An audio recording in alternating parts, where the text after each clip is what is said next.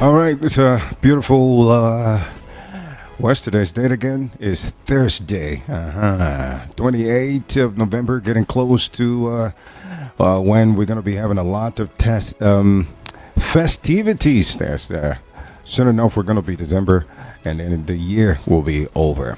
Okay, I am Rahim, and this is the Evening Rush, and of course, you know this is where you have the best conversations ever. When you talk about politics, you talk about the economy, every other thing to talk about here. And just to let you guys know before you start wondering who is on or in the studio, this is Rahim actually sitting in for Precious Enyi. And apologies that she definitely will be here tomorrow. So I'm going to be sitting in for Precious tonight. And don't forget, every Thursday, you know you always have your favorite personality, the man who's got the voice, who's not scared of anyone. Barrister Danting will be in the house. As a matter of fact, he's already here, and we'll be doing it together. So without wasting any time, because today I'm not wasting no time, we'll go straight right ahead and bringing you some of the headies and some of the big stories that is happening and making rounds. And then we're going to take a little break while we come back and start the show proper. And of course, there's been a whole lot. And here talking about Port Harcourt Refinery, NNPC, Petren speak on petrol price. We're going to be looking into that. And of course, the state visit. Tinu arrives in France, and there's been a whole lot of talk and France, which I'm gonna let the cat out of the bag soon enough. And of course, Reps screen acting chief of army staff for possible confirmation. Reps screen acting chief of army staff for possible confirmation. And we also hear that Osibanjo, speaking on a protest, advises on the way forward for Nigeria. Just in, also, Vice President Shatima returns to Abuja, back to Nigeria from Cote d'Ivoire.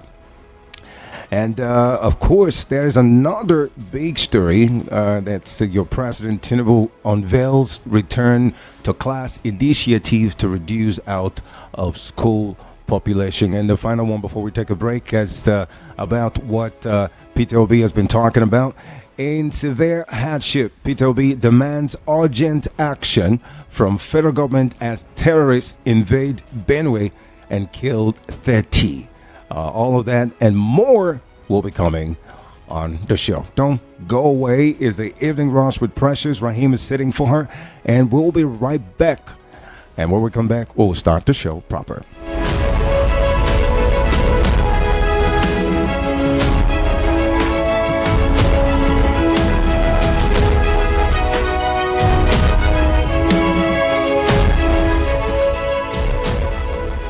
If you want to be heard, say it here on Voice of the People, 90.3 FM. 90.3 FM. From the views on the streets, we go to bed empty hunger, to the blaring horns of a hustling city. The loudest voices of the common man got a medium to be heard. This particular administration, they were coming unprepared. It's not a bad thing to renovate the president's lodge. Through top-notch programming, unbiased reportage of news, sports, business, entertainment, and cultural documentaries, Voice of the People, 90.3 FM became a symbol for 21st century media. And now, a new baby is born. Voice of the People Television, VOP TV, youthful, full of vigor and pressure for excellence in the continent's media space, exposing the wrongs, applauding the rights, dissecting the news without fear or favor, through factual and accurate stories and contents. Corruption kills three things and makes a society. Representing the interests of the people and giving them a voice. Voice of the People TV is here to stay towards building a fair society.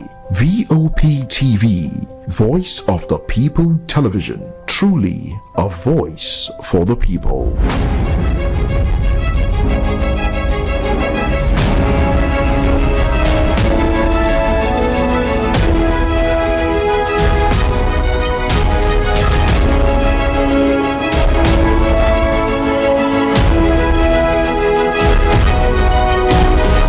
All right, you're welcome back. Welcome back to your favorite radio. We're talking about the voice of the people radio at 90.3 FM. This is the evening rush with Precious. Unfortunately, for those who just tuning in, Precious will not be tonight. Will not be here tonight, and Raheem, as usual, will be taking the course. I'll be sitting in for Precious tonight. And of course, don't forget that we have regular super analysts here in the studio with me. They will be analyzing as usual and putting things straight. And talking about Barrister Downting is in the house too. We all going to be doing this together. And you too will be doing your bit and, giving your submission based on all of the trending stories that I'm going to be lessening out tonight. But let's start with the severe hardship. Peter Obi demands urgent action from federal government as terrorists invade Benue, killing 30. So I'm going to put you up to speed on this particular one before we move to the other one. Peter Obi has raised an alarm over the insecurity. It's not that we've not been talking about this. We've been talking about this, but this is actually a fresh one.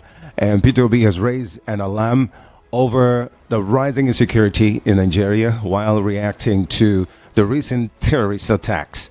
And today, as a matter of fact, Obi actually warned the rising insecurity coupled with economic challenges and putting Nigeria at risk. Now, he's urging the government, led by the President Tinu, to act before the country is irreparably damaged. For some people who are actually saying that he's already damaged. There's nothing left. But, we'll take the word for it. So, moving along, following the kidnapping of 3 employees from Innocent's showroom in Anambra and the killing of 30 residents in Benue State, of course, Obi has called for enhanced security measures and, of course, an immediate rescue of efforts. This is long coming from the man we know that we all believe that he was supposed to be in the forefront, and people are saying that so that's the man that was supposed to be there and change things. But according to some of you who say that some people actually passed through the back door, and that's why we're actually not getting it right. So I'm going to right away, ladies and gentlemen, we have our analysts. I'm not going to go too far. I'm just going to take it bit by bit. Let's talk about this. And ladies and gentlemen, please let's make welcome Barrister Downting. Rahim. It's so bad now that it's me and you now that is here now to do this, to do the work. I will take it easy with you.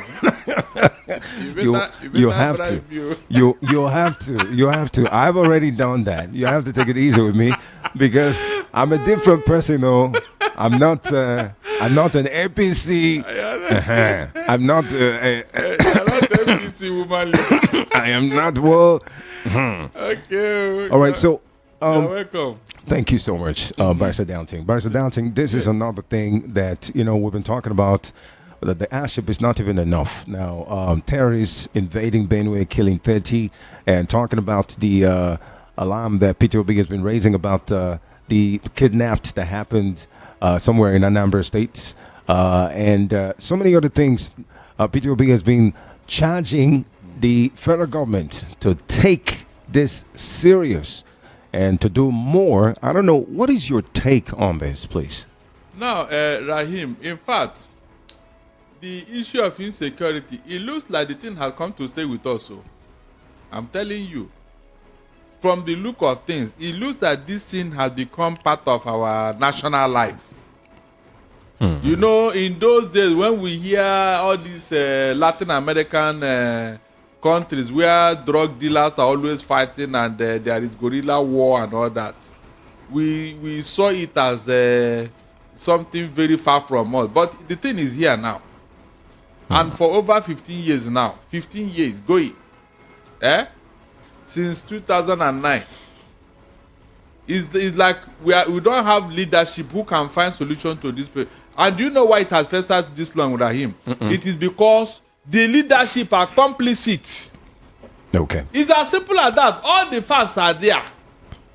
The leadership are complicit. So, by dancing, you're saying that the leadership are actually part of those. I am telling you, they are not even denying it. They are not even apologetical about it. If only we have arrested those people who brought this into us and jailed them, this thing would have stopped. If only we have arrested those who are sponsoring this thing, that they gave us their names and their list, this thing would have stopped. But nobody's doing anything about it. So why won't it fester? You can see. Every day, insecurity. Every day, they did it, they did that. As if the government is not listening. Meanwhile, this is the government that wants to make progress. So please, let me ask you, how can you make progress in the midst of insecurity? How can you? It can never happen. No matter what Tinu does or says, as long as there is insecurity, all his effort, all his reform will go nowhere. It's not possible. Look at Benue State that used to be the food basket of Nigeria. Every minute of the day, not even the weekly now, it has become a daily occurrence. They will go there. Even when these people have run away from their ancestral home, they are now in IDP camp. The IDP camp, they still go there to harass them. They still kill people. The question is, what are they looking for in Benue that government have not been able to resolve? I thought that they have set up what is it, cattle whatever, cattle ministry or what, ministry of ranching or whatever. Okay. So what happened to it? You can see. When Tinu was setting up that ministry, I told him that look, this thing will not solve the problem because the people we are doing it for, they are not interested. They are not interested. There is an agenda. They are working towards a particular agenda. So everything you are doing to placate them, you are wasting your time. Now, Mr. Downton, I was discussing this with someone, and somebody say, although it doesn't sound well in my ear, but I just want to hear from you. What is your take? Because somebody was saying that this thing that happened in Benue and the one that happened in Anambra that he talked about, and then there was a kidnapping of 3 employees from Innocent Showroom in Anambra. And someone said, if it's not because of this that happened in his town, maybe he wouldn't have allowed it again and again. But we know about this, that he has been talking about this ever since. So, I mean, is it that people just want to talk, or I don't get it. My brother, you see something with people about P2B. They are looking for a way to bring that man down, but they cannot. You think so? Yes. That is why whatever he says, they will pick it up. Please, is it P2B that will tell the person in government to fight insecurity? Thank God he does not have a hand in any of them. They would have said, you're not the one that brought this into Nigeria. The real people that brought this insecurity in Nigeria, nobody's calling their name, nobody's talking to them. But whenever P2B say, look, address this thing, they will pick it up. As if he is the one that caused the problem. You can imagine. You can imagine how they have, stereotype our countrymen to think in one direction. What is P2B's input in this matter? What exactly did he contribute in this insecurity? Can somebody tell me? This is the man. When he was doing his election, no talk was with him, nothing. He doesn't have Agbe or area boy following him and all that. Okay. He was on his own doing his thing. But look at all the other people who were causing problem all over the place. Nobody called their name out. And this man, he said, look at what is going on. And now they are saying he stopped because it was innocent and all that. Can you imagine? If he talk, they will pick it up. If he did not talk, they will pick it up. So what exactly they don't want P2B to do? What they don't want him to do? Before you know that, they say he's the one because of the way he said it. That is why insecurity have not ended. That Tinubu would have ended insecurity, but because of the way P2B was talking, I am telling you, that's what they are going to say next. But that particular one doesn't make sense. It doesn't. But we don't agree. Rahim, we don't agree. That is the problem here. Okay. Something you would have resolved. I just gave you the 400 names they gave you. Please, is that name with the P2B? Is it the one holding that list that they gave you? The people that are sponsoring terrorism in Nigeria. Is P2B with the list? Or does he know them? Instead of you to do what you're supposed to do, you don't pick up and be talking anyhow. Okay. Unfortunately, P2B doesn't even join issues with them. That's why they are doing all these things now. If I were P2B, I will have every word to each one of them. I will have something to tell each one of them. I will have something to tell them so that they don't think that they are the only one who have a foul mouth. Okay. Every time they be insulting the man right, left, and center. All right. That for me, I think, is beyond criticism. All right. So, Barrister Downton, let's move away from here. Let's get to talk about one of the trending stuff that is happening. Talking about Tinu and Macron strengthening the ties. I don't know which tie they're strengthening, but of course, I'm going to put you up to speed. So, President Bola Ahmed Tinubu has begun his 2-day visit to France, and of course, with both countries seeking increased economic cooperation. Now, during the historic visit, the host country, France, is expected to seek to strengthen ties with English-speaking nations of Africa, not just Nigeria. Now, President Tinubu, along with his wife, First Lady Oluremi Tinubu, were welcomed to the LCS Palace today, and by their host President Emmanuel Macron of France and his wife Brigitte Macron. So, without moving further, this move that our president has taken so far, what is your take to this? I mean, how do you see this strengthening any ties? Is this going to bring any new stuff in the country? Is this going to bring any, as usual, as he's been going through different countries to strengthen ties? I mean, what have we gained lately? And do you think this is really going to bring anything good afterwards? It will not. It will not, and it will never, because in the first place, we are not. But Downton, when you say never, it's like you're being negative. It's not about being negative. I'm being optimistic. Yes, I'm being truthful to myself. Okay. Are you getting what I'm saying? Yes. Yes, I'm being true, and I'm going to analyze this based on antecedents. Okay. It was this same France that was breathing down the neck of francophone countries in West Africa. Exactly. That made them to leave that bloc. Exactly. They walked out because of what France was doing to them. Now, a man who could not take care of his children, how can he take care of you? Hold on. What is that thing that France is going to do for Nigeria that it did not do to all those their colonies, at least to keep them happy? Is it possible? So, by the way, how many times has Tinubu traveled to France? What came out of it? Is this the first time? No, is it as you say, what are they going to talk now and discuss now that they have not talked about since Tinubu have been traveling to that place? No, you had several times that he went there. They say walking visit. They say he did it. Every time France. So what is that thing he's going to discuss now, today, that he has not talked about before since he was going to France? And how many times has Macron come to Nigeria? My brother, you can see how we just mess ourselves up.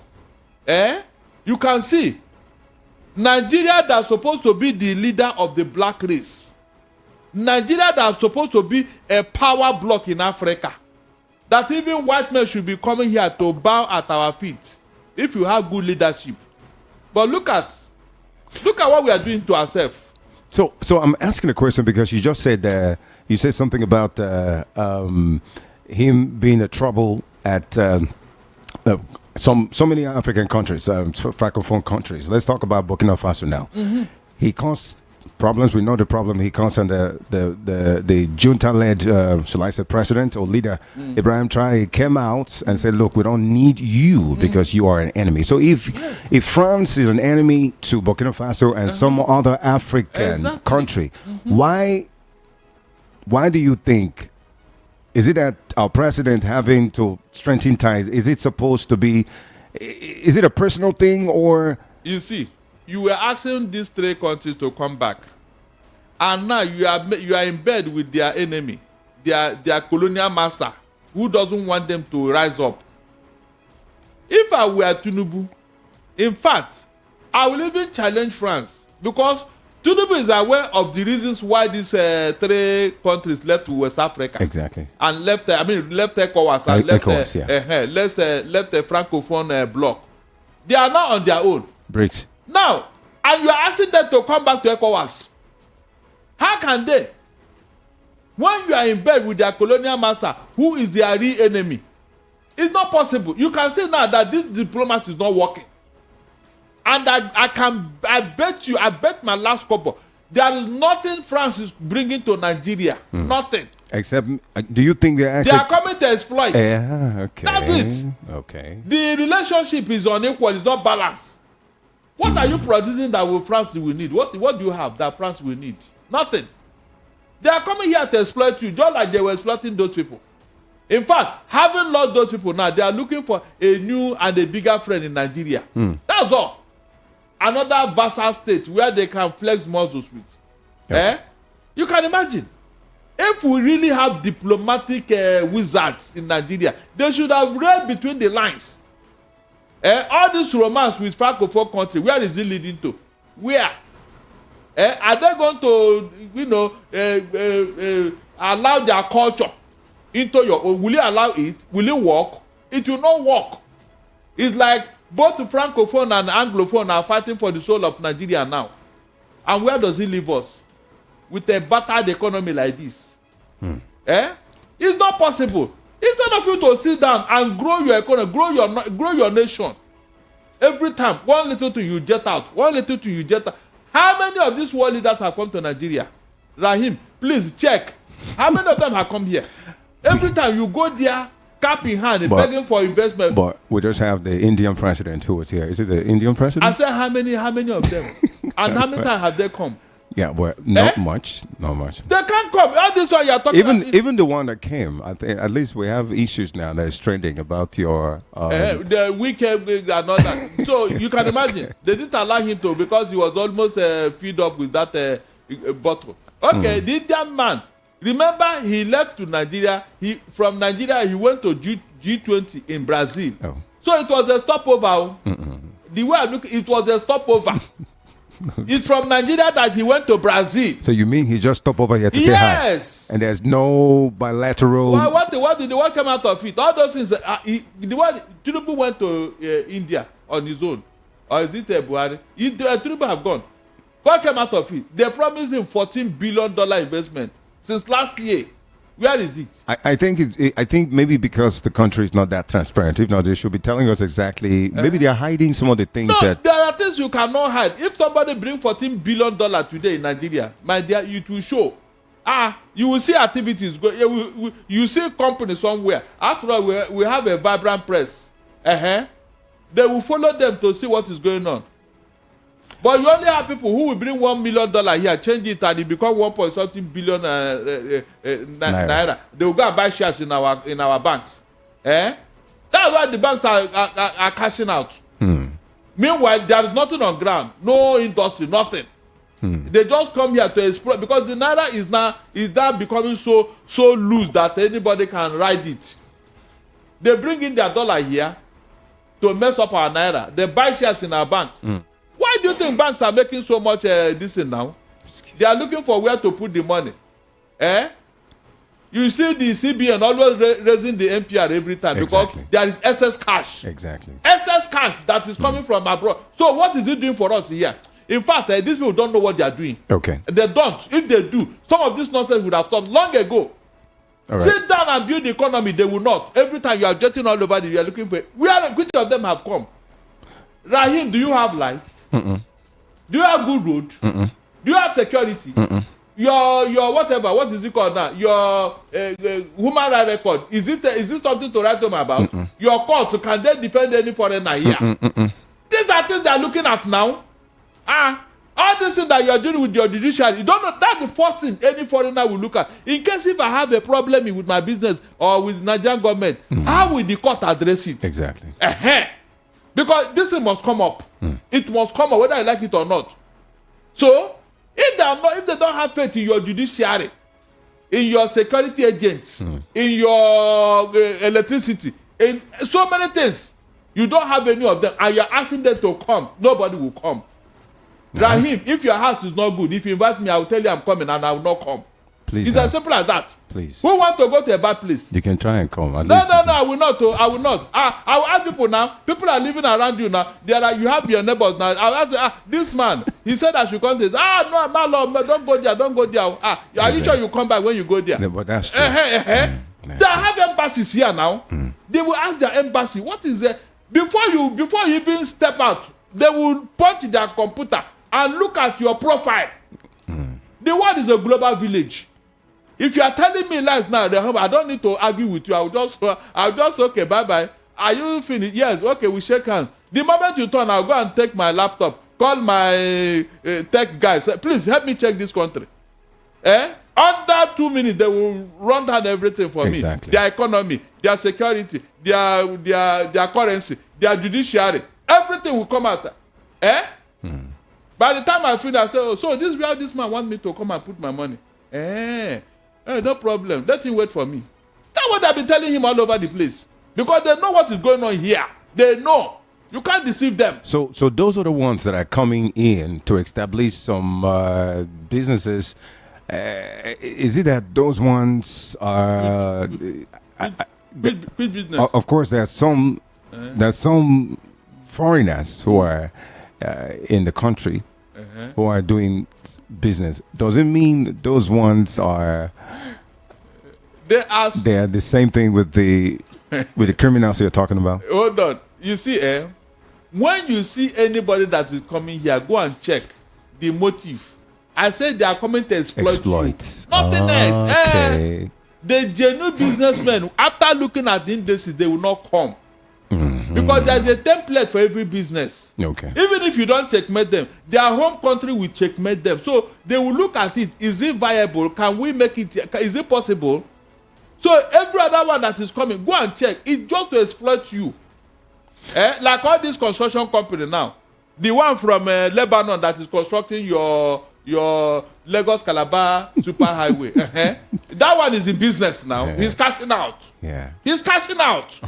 So will you say he's not doing business? He's cashing out. You know what happened with that business. So those kind of people who are working with our Nigerian politicians, they are in business. These are the people we are seeing around. Genuine businessmen who want to grow, you won't see them. So Mr. Dante, recently, to still continue with this talk, Davido was outside. You know, Davido, one of the A-list billionaire son, who I heard have $2 billion worth of power plant that is existing here. Some people don't even know about that. And he went outside and said some things relating to the economy, the Nigerian economy, the problems and the brouhaha that is actually, Nigerians are facing. And also say that people shouldn't actually come to invest. Did he do wrong by saying all those things because they are backlash? They are, painting him red now. So many people are saying things against him. What he said, was he wrong? That saying that, you know, when a leader is paranoid, when the government is paranoid, even a fly that fly past their presidents like this, they will suspect the fly.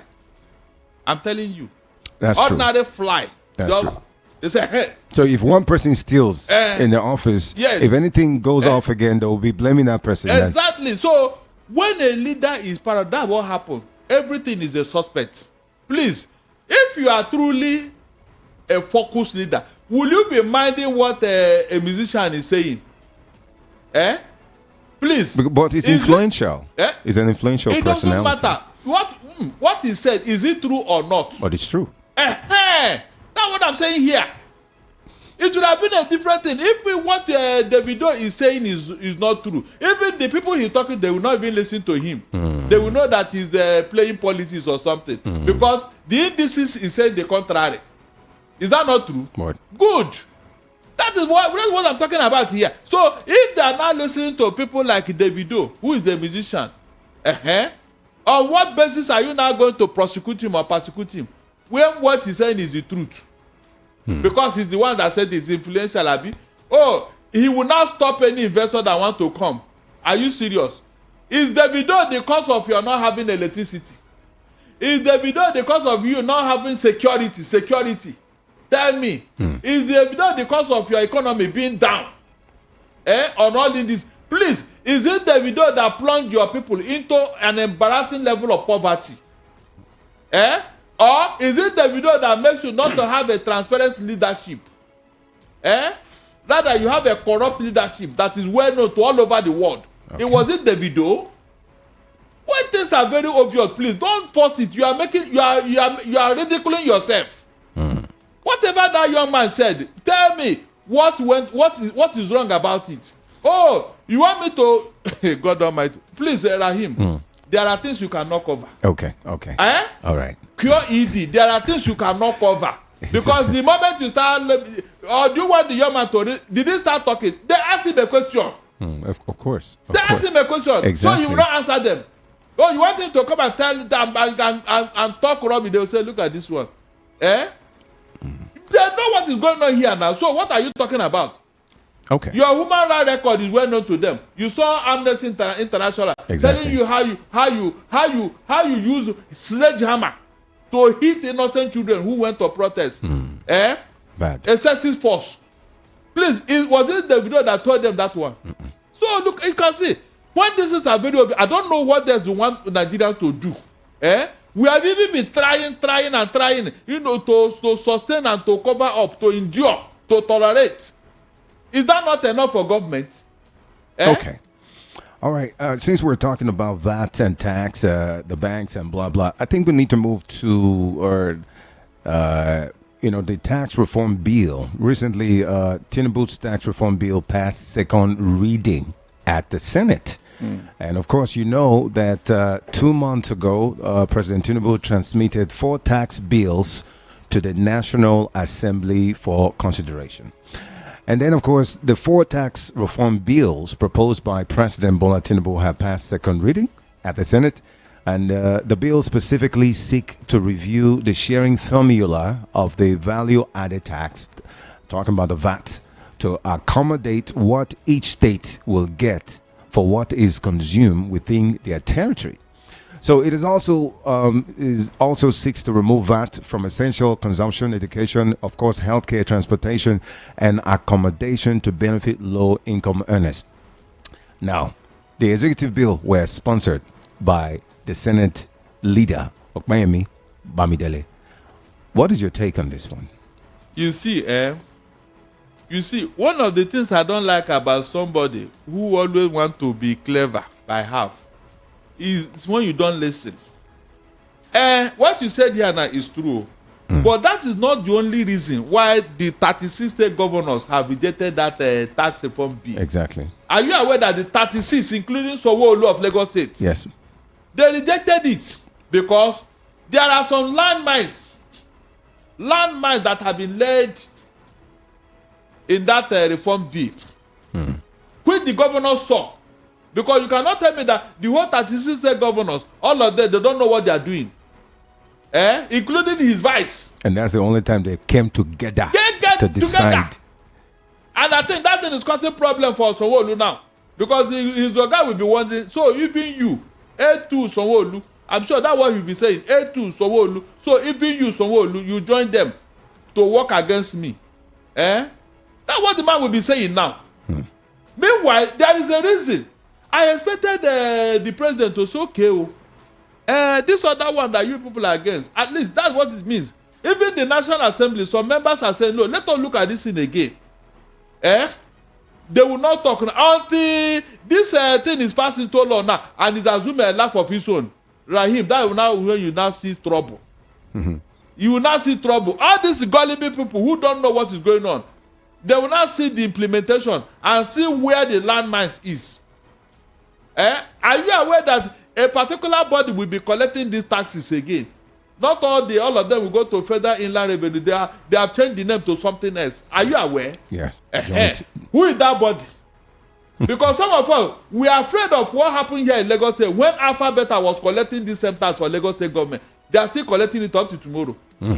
So, if now a private person or a private entity is not to collect that, who will they be reporting to? What is the sharing formula? Like whenever you ask them to do it, they are them to take a certain percent for collecting the tax for you and I. Just like Alpha Beta was doing in Lagos State. Rahim, is that fair? You just saw that they did this, they did that, they did it. No. In the collection, who is going to collect this tax? What is that body? Who is that body? Is he a foreigner or a Nigerian? Including the port or the customs. So remember, they will remove them from collecting those taxes at the port, all those revenues. So who is that body that will be collecting this money? That's what everybody wants to know. They just say a body. That body will be reporting to who? Even the so-called committee, the federal committee that will be in charge of, who will they be reporting to? Rahim, there's no transparency, there's no independence here. Okay. And I think that's what the governor saw and said, no. Remember that there are taxes that even the states are supposed to collect. All those ones have been taken out of their this thing now. They'll now be collected by a body, a different body in all the states. That's why the governors kicked against it now. Please let them talk another thing, Jerry. Right. Look, if that thing pass, it meant, look, the governors they are going to sabotage it. The governors will sabotage it because it is, both APC and PDP and Labour Party government, all of them came together against this tax. Yes, but tax reform. But it has gone in second reading. It doesn't matter. There are laws that you pass, and you know that law. In fact, you know that nobody will obey it. You know. You just say, "Let me do it." Is that not true? The national anthem. Are you aware that some people are still singing that the other one? Of course. Of course. Go and take them to court now. They will tell you that's the one on the understand though. All right. Let's revisit the. You talked about the amnesty. What the Amnesty International talked about us, our court, and our human rights. And we have a story that says that police actually killed 24, detained 1,200 of the End Bad Governance protesters. And this is actually coming from the Amnesty International. They are the one saying it. Some of us don't even know about it because they keep it hidden. So I'm going to put you up to speed on this one. The Amnesty International has said that the Nigeria police force used excessive force against protesters during the nationwide End Bad Governance protests between the August 1st to the 10th, 2024. Now, the Global Human Rights Group also accused the security agencies of killing at least 24 protesters in Borno, in Kaduna, Karanu, and Katsina. Jigawa also, of course, in Niger State. So the organization's country director, Isa Sanusi, has disclosed this while presenting document titled Bloody August, Nigerian Government Violent Crackdown on End Bad Governance Protests in Kano. Let's revisit this now. What do we do? What will be the thing to stop all of this? I know there's some people actually coming with their own different format of what will be put in place to be able to stop all of this. What do you think, Barrister Dancing, that we can do? Because someone was praising you the other day. He said, look, you have all it takes. If the government will listen to your advice, and catch me when the guy was saying that. So what exactly do you think we can actually do to stop this kind of treatment by the police to, people who protest in case of next time? In the first place, do you notice that Amnesty International and Transparency International, they operate in jurisdictions where there is bad leadership? Have you had Amnesty International or Transparency International going to US to go and tell them about corruption or a violation of human rights? Or UK or Canada? They always operate in all these countries that their leadership have lost credibility. Okay. And the first thing any dictatorial government does is to start being bullish. That is the only thing they feel they can use to suppress the people and let them obey them. But if you have a good leadership, Rahim, for God's sake, nobody will talk about you. Rather, they will be praising you. Good leadership where you respect the human right of your citizens. I will continue to make reference to Jonathan. They protested more than this during the time of Jonathan, Goodluck Jonathan. Everybody saw it. That man did not bully anybody. Nobody was thrown into jail. Everybody saw it. This man was a Democrat to the core. But they used a propaganda to rubbish him. Thank God the international community are now and they are now celebrating him. They are now celebrating him. Some people left office since last year. They have not traveled out of this country. Nobody has mentioned their name in any international forum. He can't even go. But look at Jonathan. Since he left office, he's tired of collecting award and appointments. Wherever there is election, they will call him. Why? So when you see somebody that is good, no matter what you say about him, God will raise that person up. You don't need to worry yourself. All the people that rubbish Jonathan in office now, look at where he is now. They can't even tie his shoe. The international fame he has garnered. That is what happens when you are in leadership. You rule with the fear of God. Jonathan said that his re-election is not worth the blood of one single Nigerian.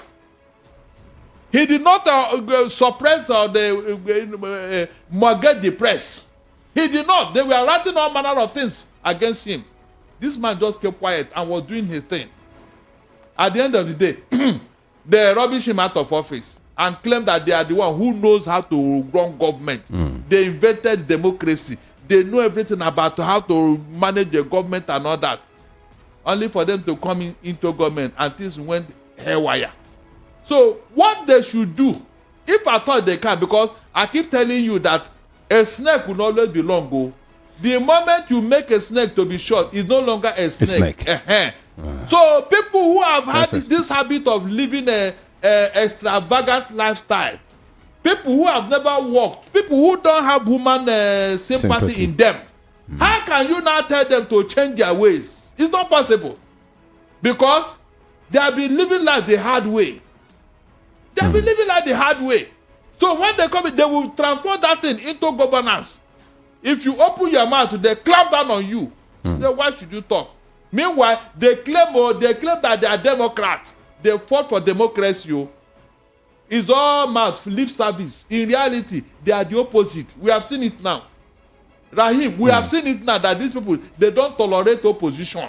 Meanwhile, they came into office to do what? Protest and propaganda. Jonathan had the right to clap all of them into detention when they were telling the whole world that fuel subsidy was a scam. But he didn't do it. But he didn't. Come and tell me, you say it's a scam. Oh yeah, you people go to court, go and tell the whole world how it is a scam. Jonathan had the right. Nobody will blame him for that. Now they came into office, Rahim, they came into office. The same fuel subsidy. Look at where we are. Is it not a shame?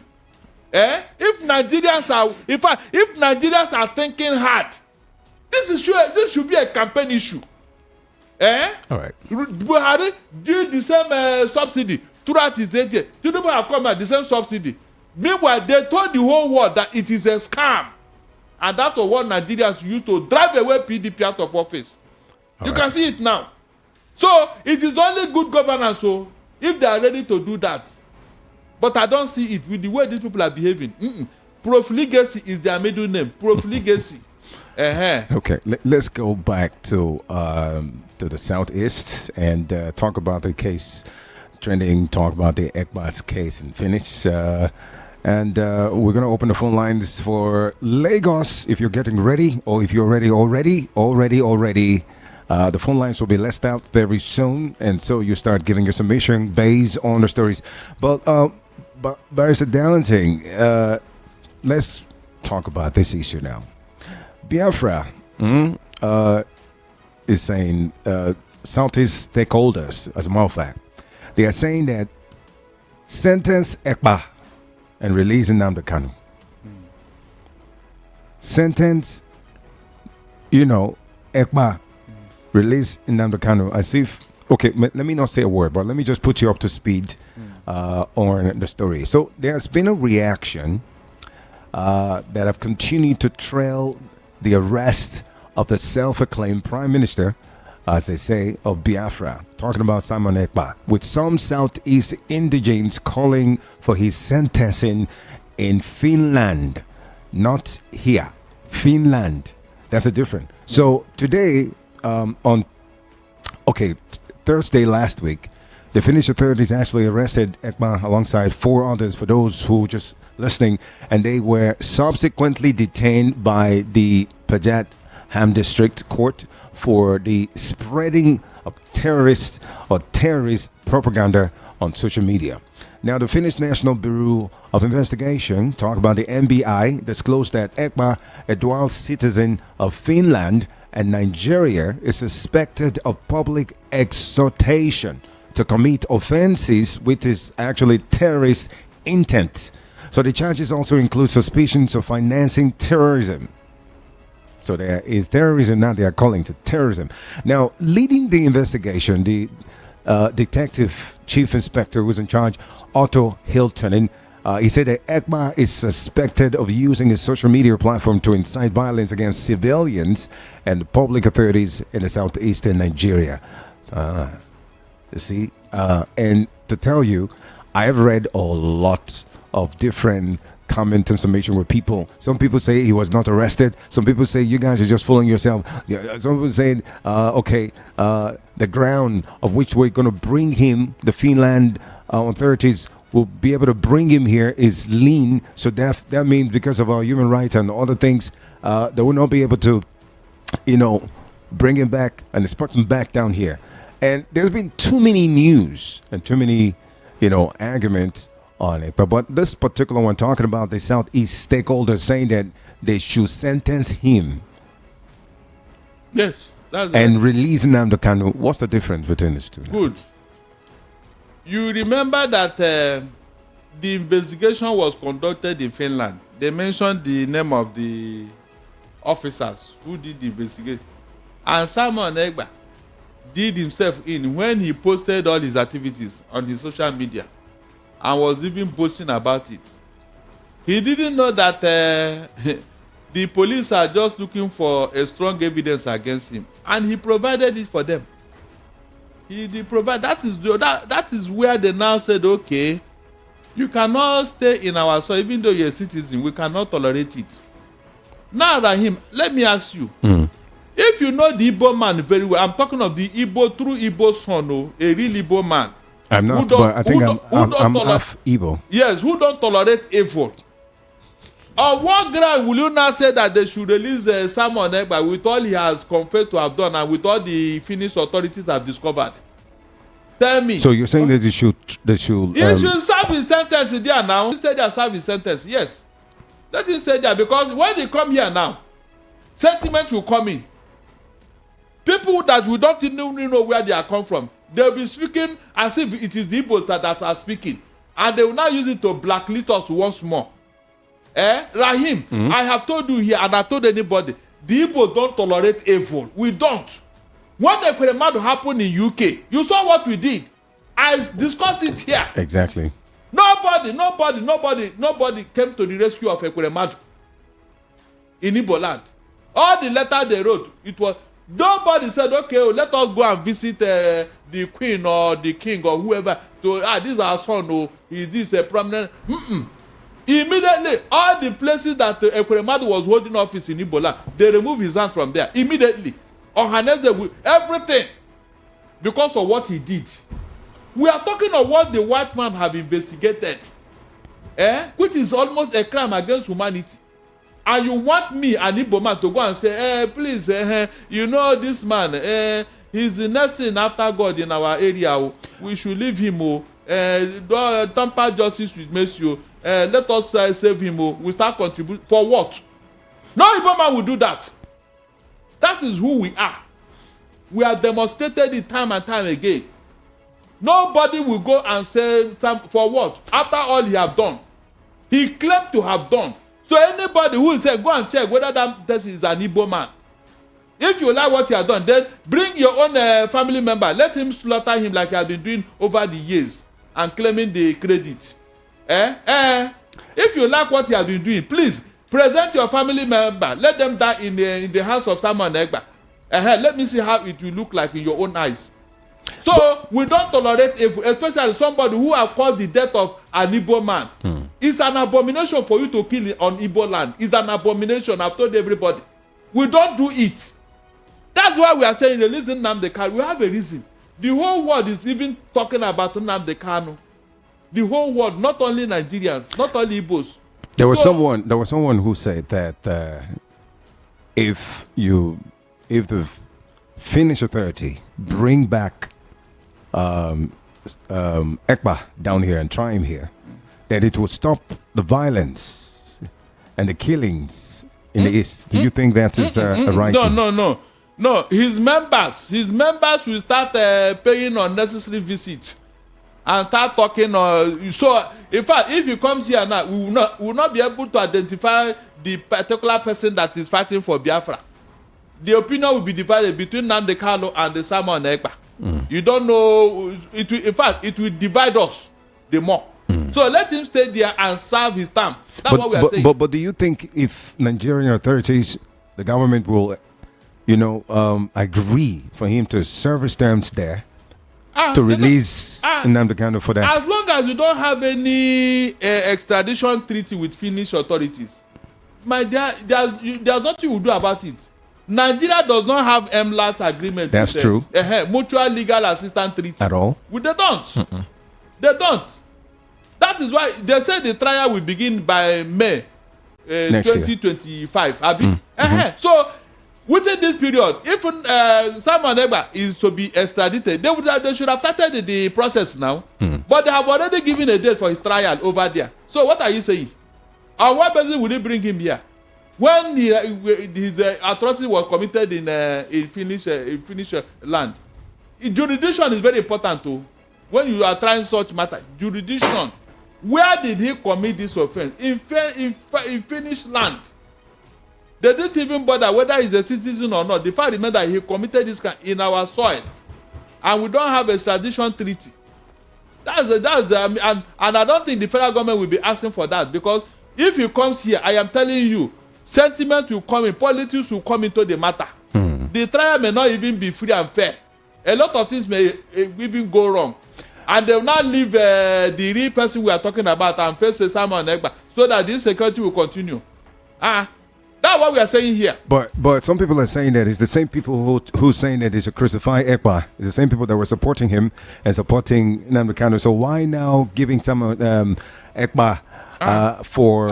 How did you know? It is Simon Ekpa's followers. It wasn't from me. I mean, no. The people that can you identify them? No. It could be his members who are saying, leave this man. So these are two different people. The people that are working for Simon Ekpa are killer squad. They are the one. They are not even hiding it. Simon Ekpa is not. You have read his post now. He even told them that he's going to squeeze my mouth one day. He told them. Now that the government is squeezing his mouth, there's nobody he did not insult. So is that kind of person? It doesn't mean well for the Igbo man. What exactly is wrong with him? Nnamdi Kanu is pursuing a good cause that even the United Nations have recognized. Instead of him to queue into that agenda, he's pursuing a different thing entirely. Whenever they kill here, he'll be laughing. I'll be making a joke of it as if the person that died is a foul. For the whole Igbo nation, the Ohaneze to come out and say, this guy, what you are doing is not good. It's not a joke now. So anybody supporting him, come and tell me on what ground are you supporting him? That is the question. Now that they have taken him down, let us see now, because that is how we operate to Rahim. We don't do things like other people. We have said, yes, this man is the problem. It's our own Barabbas. We say crucify him and leave Jesus Christ. Now, if insecurity continue in the southeast now, Rahim, we cannot have the temerity and the authority to ask the federal government, you have fun now? I thought you people said that this guy is the problem. So what exactly is the problem again? With all the army and police you posted in the southeast, the shame will not be on the federal government. That time we will not have every reason to conclude, even though we already know. We will not have every reason to, because you send these people there for peace to reign. Yet under their watch there is no peace. So what are they doing there? This is the time the Igbos will now come together and say, yes, we now know the enemies in the southeast. It's not Simon Ekpa. Abi? You have, before you do, in law, whenever you want to allege, you must prove it too. So since everybody believes that Simon is there, I agree.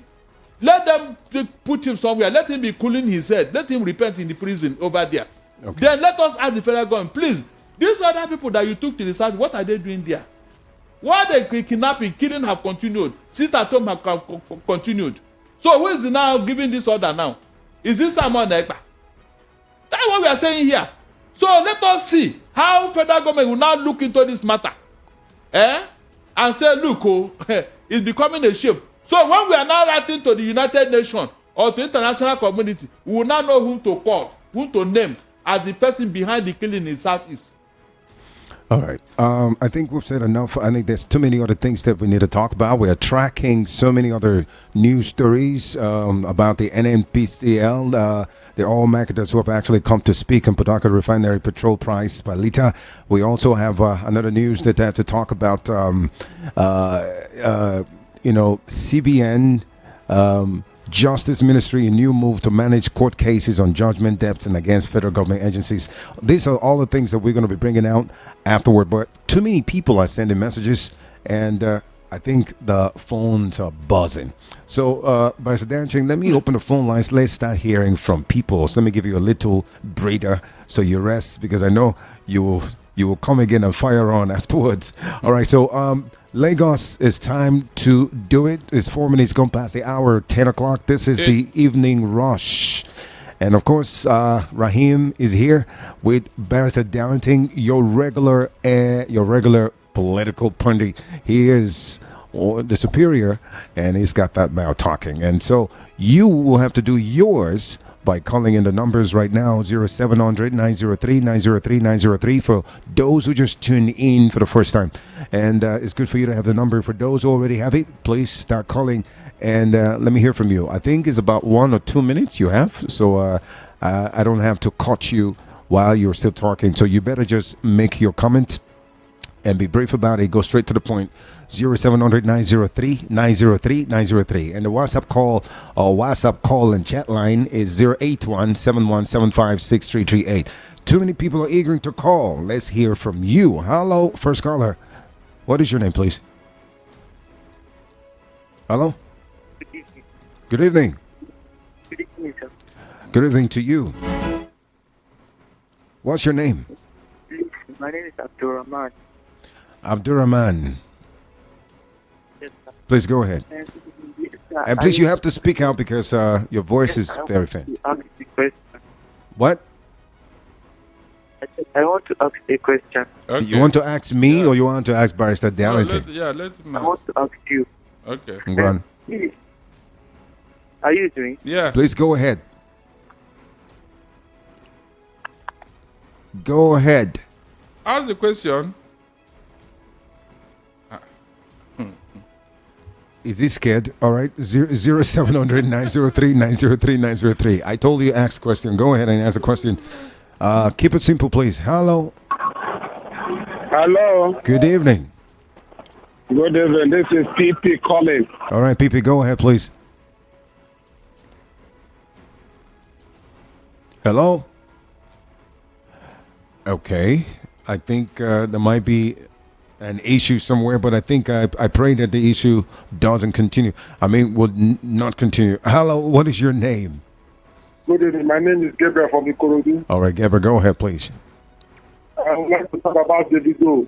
If you are doing well as a governor or as a president, somebody talks about you, whether good or bad, you continue your words and change from whatever you are doing. Davido is representing his own opinion. So you yourself do your own thing according to you have to do the thing very right. That's what I just want to say. Thank you. All right, thank you for calling. I appreciate that. 0700 903 903 903 0817175 6338. I'd like to lace out some of the things that we've talked about. We've talked about too many things.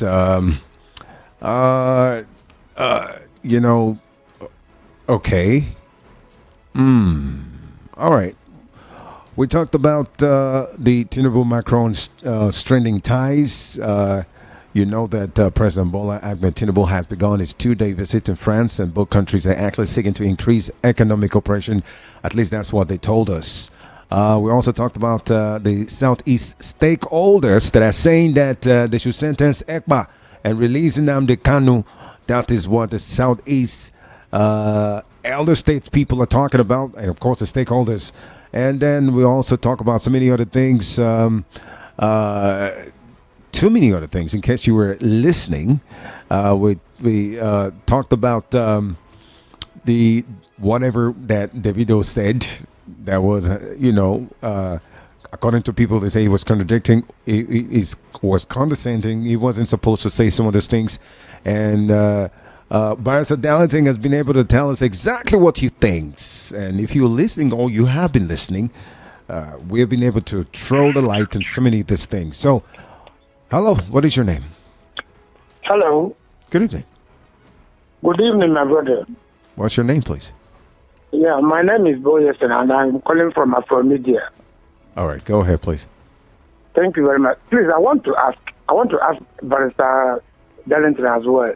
What is the state that has someone else been released, or is he still in detention? I just want to. I need a clarification, please. You can see because what some people said. You can see what propaganda can do. Simon Ekpa is in detention in Finland. He's inside their prison now. His trial will start by May 2025. My dear brother, many people are saying that he has been released. I need a clarification. I know. I said it's propaganda. We know all these things. It's propaganda. The Finnish authorities said they will try him from May 2025. Is that not a fact? Okay, if someone Ekpa is free, let him tweet again now. Okay. Tell him to tweet again. Okay. I think that one has been established. Yes. And I thank you for that. Tell them to tell someone Ekpa to come out and post in his social media that he's free. It's true now. When people listen to this propaganda, that's how you confuse everybody. No. Excuse me. I don't just listen to social media. That's why I took time to. I have told those people for someone Ekpa to show himself on social media. Let him come and post that I'm free or I'm not under detention. Is it not enough? Let him do that. So that we'll plan for him. Thank you. Thank you so much. You know that I always listen to your analysis. And I believe in you. And whatever you say, I don't distort. Yes. So when they make noise, they reply them so that they don't confuse us. We know what we want. I believe in what you are doing. Thank you very much. Thank you, my brother. Thank you. All right, thank you too for calling. I think you did well by calling to verify. Yes. And because that's what I was telling you, Barrister Darlington. I was saying that so many people are saying so many things. Some people are saying there's nothing like that. They are sponsored. Rahim, most of them are not even Igbo people. For real. I swear to Almighty God, most of them causing this problem, they are not Igbo people. So they're outsiders that are trying to creating this problem among us. And except some of us will look at it with microscope and then separate the wheat from the chaff. We may not even know. They will even be answering names that are Igbo names, but go and interview them and you ask them where they come from. Okay, hello. What's your name? Good evening, the presenter, and of course, that Barrister Darlington. My name is Ryan. You don't want to call my name, Abi? It doesn't. Okay. Your name is what? My name is Rahim. You can call me Rahim. Okay, Rahim. All right. My name is Peter Usipo. So why did you call? Why did you not call my name? Didn't you know my name before? I wonder. Are you still angry at me? And that's why you're not being called. I am in charge here. I'm in charge here, Peter Usipo. I can actually cut you off and tell you bye bye. I can. So it's me that you want to come and do as if you don't know who is talking. I didn't know that you're not presenting the program now. I don't get no fight long. Okay. So you don't recognize this voice. There's some people that are calling me Jude. Okay. Thank you. Recognize the voice. Thank you very much. Well done for your good work. Anyway, I'm sitting in for your woman leader, and she'll be here tomorrow. So please go ahead. Okay. Thank you very much. First of all, on the tax reform bill, I heard the analyst say that the 36 state governors rejected it. No, it is not like that. It is in a meeting when the majority say they have voted for something. That means everybody, even those who went against, support that opinion. So, but what I'm telling you this is that it may not be a fact that someone of Lagos try to stab his master, that Bola Ahmed Tinubu at the back. Just like Bruce. It's not like that. How many of the state governors have come to say that they support Tinubu on the tax reform bill? How many of them have come out to say they support him? Can you mention? Want to know, if you want to know, if I want to have know, you followed what has happened yesterday and today on the grounds of the National Assembly? Leave National Assembly. We are talking of the state governors who rejected it. The National Assembly, was it everybody that agreed? Listen, can you listen to my own analysis? I am listening to you, but don't misinform people. Okay. You are not misinforming. All right, just because in your own opinion, you are misinforming people. No. Hold on. I said, how many state governors have come to say, look, we support Tinubu on this reform bill, that tax reform bill? Can they come out and talk? That's what we are saying here. Peter Ziffer, can you please go straight to the head and please don't saying things as you see, this is the problem. Why I don't like. No. See, I've said it before that if you think somebody is saying I am talking, or the Barrister Dancing is actually saying something that you don't like, or maybe you think is that, do not say it in that way.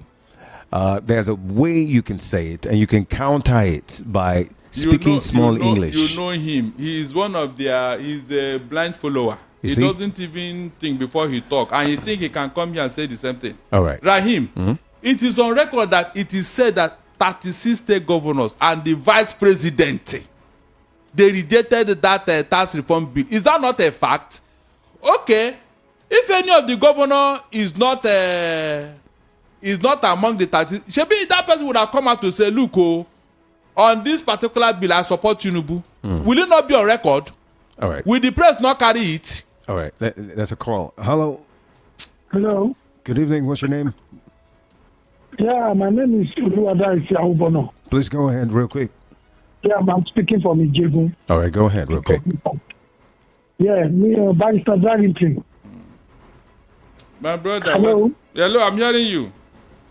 Yeah, Barrister, I love you so much.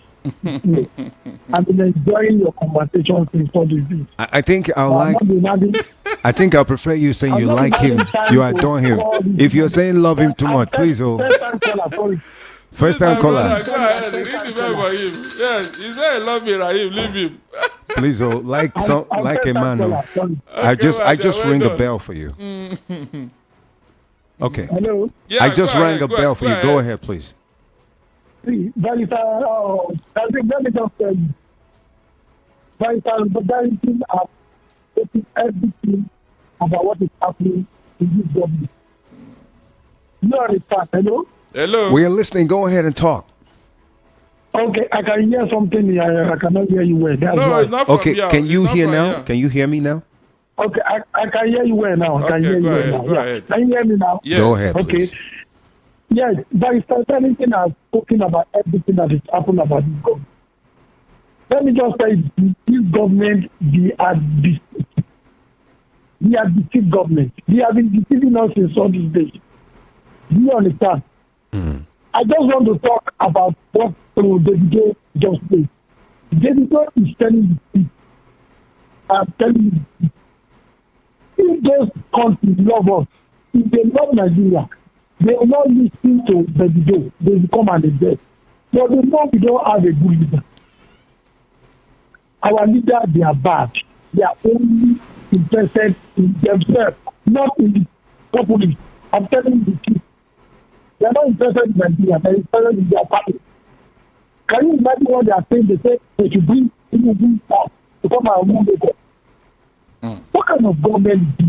No, but it's Tinubu to come and rule. I don't understand. Is it his son? His son. Of course. His son to come and rule Lagos. Of course, he's young enough. After this suffering. Is he not young enough? 2 years now we have been suffering but in Nigeria. Is he not qualified? Is he not? I'm asking a question. Is he not qualified to be a governor in Lagos State? In fact, if you ask me, that could be the problem to Sanwo-Olu may be having now, because this idea that when he finish, EFCC will probe him and all that. Where did he come from? So go ahead. Let me tell you, Tinubu is qualified. But he's not qualified. He's not qualified. All right, now let me let him go. Talking about qualification or no qualification, he has been ordained by a certain kind of group, and there's another group also that are saying that, if we may talk about this, that are saying that there's only Lagos indigenes this time around that will contest for governorship election. Nobody will come up for governorship election again if you are not. You can't come from outside and say you want to come and. If that is enacted, then I think I will personally support that. Do you know, Rahim, now that you raise this issue, let me just even say it now so that Igbos will be aware. Remember when the election wanted to happen the last year? They started from 2022 to begin to play up Igbo phobia, Igbo agenda. Igbos are not, they should go. They are not from Lagos, this and that. Meanwhile, they were working towards an answer. You know, you have a large number of Igbo votes in Lagos. And in order to stop them from voting, because they know that an Igbo vote can change the tide in any election in Lagos. If all the Igbos come out and say, look, we want to vote this man, things will change. So they started by doing that propaganda. That was why Eros Vivor, who was contesting on that PDP, they came after him. Is it Labour Party? They came after him and said he's an Igbo man. And use that propaganda against Igbos. So anybody, don't listen very well. Is that not what happened? Yes. People don't, I know these people like the back of my hand. They started that propaganda. You thought it was a joke. Before you know, the thing get ground.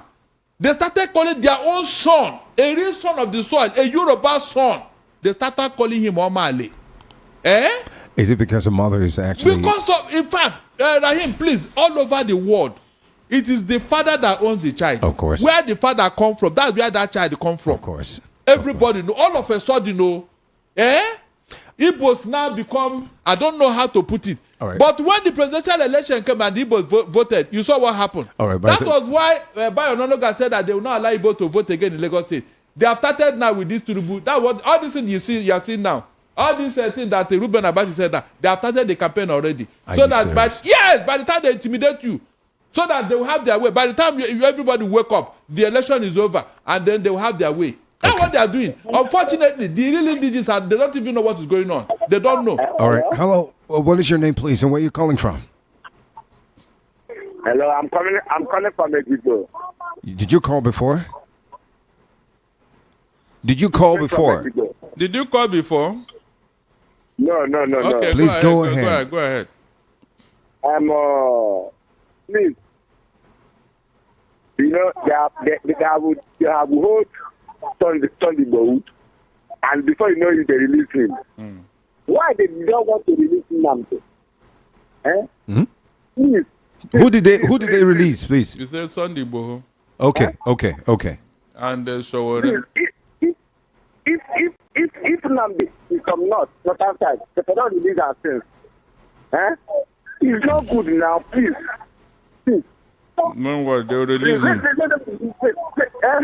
They will release him, don't worry. They will get tired of keeping him. They will release him. It is becoming an embarrassment to them. Yes. You will like happier, yes. It's true. All right. Coming with that one, I will not tell you that I didn't hear it, Sha. He's saying that if you are holding something that belongs to a child and raise your hand up, because you know the child will not be tall enough to collect it. When your hand start paining you, you bring it down and the child they collect is the property. It's as simple as that. Hello, what is your name, please? Hello. What's your name? Hello. What's your name? Good evening to you. What's your name? This is Kumasi on the line. Kumasi, where are you calling from, please? I'm calling from Lagos. All right. Go ahead, please. All right. What I want to say is that concerning the matter you people are talking about. Can't Nigeria just talk about what is happening in their nation now? Than talking about Samuel Ekpa, talking about Mazina the Kanu. Those are the problem of Nigeria. They are no problem of Nigeria. Nigeria is the one that need to check themselves. of what is happening to them to know how to amend their attempt. They should just leave someone or but all these people are also Nigerians and they are problems too. So you are not aware of the insecurity in the southeast? You are not aware? Eh? The two of them, hold on, the two of them, they are the arrowhead concerning what is going on in the southeast. So we must talk about it. We must talk about it. There are too many things that we talked about here today. We talked about the severe hardship. The P2B talked about demanding urgent action from federal government. As if that we did not talk of. We talked about the killing in Benue State, the 30. We talked about so many other things. And I'm also going to be, if you were listening from the beginning, we had some top stories. So be my guest. Call the number 0700-903-903-903, 08171756338. Those are the numbers. Either you call the WhatsApp call line or you can call directly. Hello, what is your name, please? Hello? Good evening, sir. Good evening to you. What's your name and where are you calling from? Dr. Fred, calling from Lagos Island. All right, go ahead, please. Nice to be on air. Yes. I agree to you, Kalende. Ndewo, my brother. I love the analysis as always. And I thank you for always keeping us informed. Exactly. Thanks so much. Please, on this past analysis, I need clarification, I need enlightenment. I have not gone through the bill before them. Maybe you have gone through as a barrister.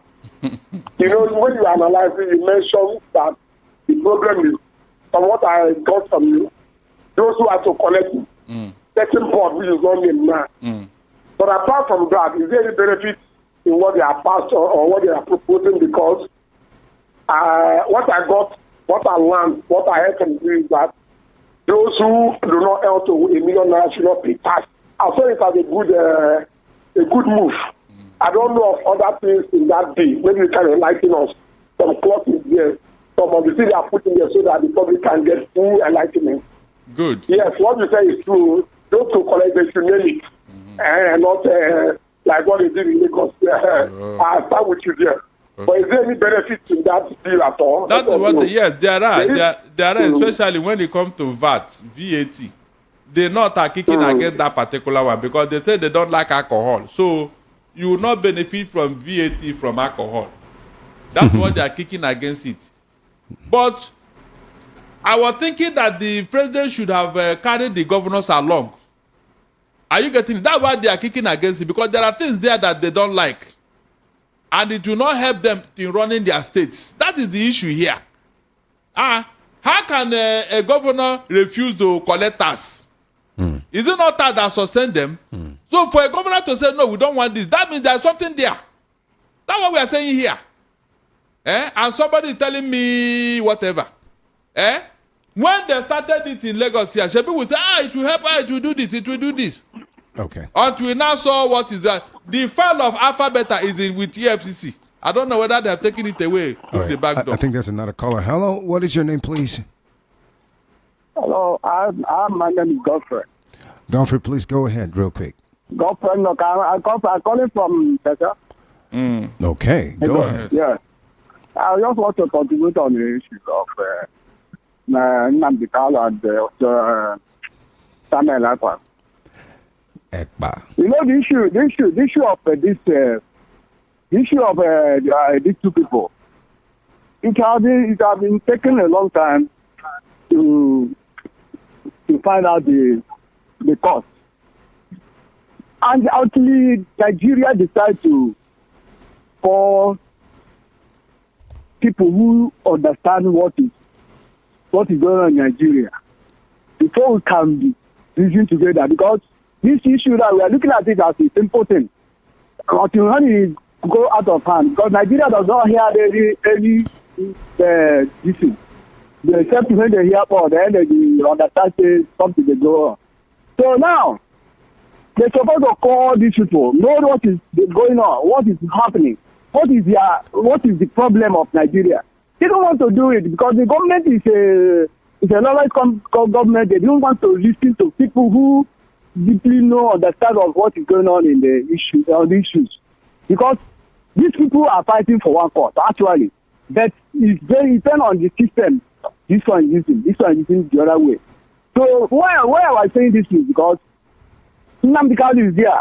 Now they arrested Samuel Ekpa. Or what of other people who other part of the country who have been committing all sorts of atrocities? Nobody is talking about this part. But we believe that we are one country and we are doing things together.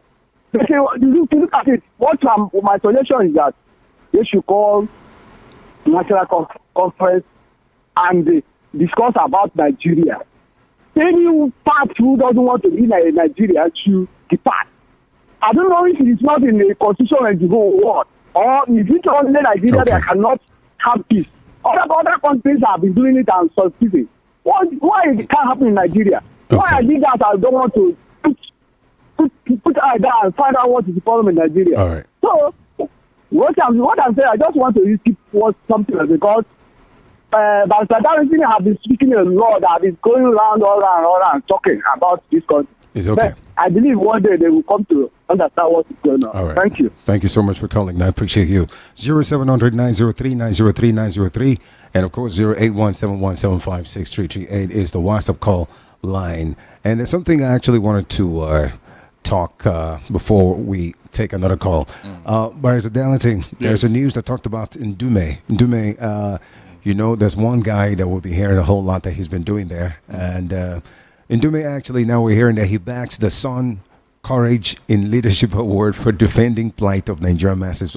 Do you think Ndume is a choice for the Son Courage Leadership Award? Son. The Son. So yes. So, but what they said is because he's been defending the plight of Nigerian masses. Did you see that? Yeah. Since is it because he had issues with the president? Yeah. Since if he wasn't having an issue with the president, will he have actually come out to start, support the people and stand for the people? God works in a mysterious way. When he want to deal with you like Saul on the way to Damascus, if he did not embark on that journey, he wouldn't have become St. Paul now. Yeah. So something must happen to you for you to get sense and start talking sense into people. Abi? Okay. So it's good. In fact, let there be more quarrel and more suspension, so that by the time they come back, they now feel what others are feeling and begin to talk in the way they're supposed to talk in that house. Remember, he was one of those who has been very vocal against the tax reform bill. Yes, that's true. So if they can make them to wake up and challenge the executive, not everything they bring, Agbabio will stamp it. It's not proper. That's not a National Assembly. It's an extension of the executive. So let more Ndume come. In fact, please give him more award though, so that he will continue to fight. All right, let's talk about NNPC oil marketers speak on Port Harcourt Refinery petrol price per liter. And we are hearing that the Petron has clarified widely reported claims about petrol pricing from the Port Harcourt Refinery. And again, the refinery recently commenced production and raised hopes of lower pump prices at filling station. However, these hopes were actually dashed by, the report that we got that the pump price for petrol from refinery exceeds 1,000 per liter. What do you say about this? In the first place, a 60,000 barrel capacity of a refinery. Is that the capacity of the Port Harcourt refinery that you and I know? No. Good. All this while they have been telling you Port Harcourt refinery, you people are being misled. It's just recently that the truth started coming out about the particular refinery. And do you know the answer to what? Do you know what the NNPC replied? They said whether it is the other refinery or this other one, that the fact remains that a refinery is working. Can you imagine? Very deceitful way of doing things. So now that Dangote Refinery is actually letting out its for 970, what's the difference? I am coming now. Now, to make matters worse, listen, they said that the 200 trucks have already moved in to go and lift up the product. Meanwhile, no price has been released. You can imagine. So, what are you going to buy when you don't know the price of the product you are going to buy? Nobody checked the product to quality check. Nobody did that because NPC does not have a testing kit, except that of Dangote. That is one of the best in the whole world. Nobody checked the quality of the fuel. Nobody is telling us actually what they even produce. Is it a fuel or diesel? And we don't know. All these things are shrouded in secrecy. That is why. How long will it take them to open their pricing portal so that they will know the price? Because the marketers have already said that if the thing is higher than that of Dangote, they will not go and buy. And so, what have you now produced? Rahim, can you just imagine? This deceit have not stopped. I told them that I said, Refinery. This particular one, no. Because I remember that 2 weeks ago, 3 weeks ago, the NPC have been telling you that they want somebody to come and buy the DC. They want somebody to come and operate it. They are looking for, investors who will come and operate the refinery. Both Port Harcourt and Warri. They said it. So how come all of a sudden the same refinery have started producing? Okay. That's why I doubted this thing now. All right. I have a call here. Hello. What is your name, please? Where are you calling from? Hello. Good evening. What is your name? Good evening, sir. Yeah, good evening. Mr. Darlington. Yes. You are a good analyst. Thank you. Mr. Rahima, thank you for your good job. Thank you. I want to talk about Nnamdi Kanu and the Ekpa. You see, in what is going on, I can see that even the federal government is committing offense. The amalgamation of Nigeria in 1914, there is a document within the document that says that after 100 years, any part of this country that still cannot continue in the Union has the right to now. Why is it that with what is going on now in Nigeria, look at insecurity everywhere, agitations everywhere, even the West is agitating. One time I heard that of Middle Belt, the East is there. Even the other time, Arewa Consultative Forum said that the rule that established Nigeria has expired. So can't federal... Yes, you are right. Ango Abdullahi, yes, he said it. Yes. He said it. Then, is it not time for federal government to come and sit down and say, okay, let's come together and discuss what's the way out? All the regions in Nigeria are saying almost the same thing. Let the president and his workers come and call the elders of Nigeria. Let's sit down and discuss the way out. We can't continue in this thing now. So how long? How are we going to become a nation? My brother, you are making a point. Right. Do you know Yugoslavia had the same problem? When Marshal Tito was the president then, Marshal Tito, he was holding the federative unit with force. He was using brute force to bring them together. Immediately the man died. Immediately Marshal Tito died. All these units, people like Milosevic, they came up and started ethnic jingoism, and the rest is history. That was how you saw the Kosovo massacre and all that. So there are things that you don't need to wait until the thing gets out of hand. Already, in fact, it became so obvious under Buhari. Okay. If Nigeria is having an ethnic problem today, Buhari is the arrowhead. All right, I got another caller. Hello, what is your name, please? Hello, good evening. Good evening to you. Yeah, Barrister Darlington, I greet you, sir. Well done. Okay, so who are we speaking with? Yes, my name is Shola. All right, I'm Shola. calling from Egbeda, Lagos. Okay, you're welcome. Go ahead. I greet you in the studio, yes. So, what I just want to make mention of is this our president, permit me to use the word gallivanting around the globe. Because, this is, for me, I'm so ashamed. I was telling some of my friends, I said I am ashamed of this kind of shenanigans. The outside world, the global community, they know everything about us. I think Vice Darlington has mentioned this thing. There is, see, if things are, if you have a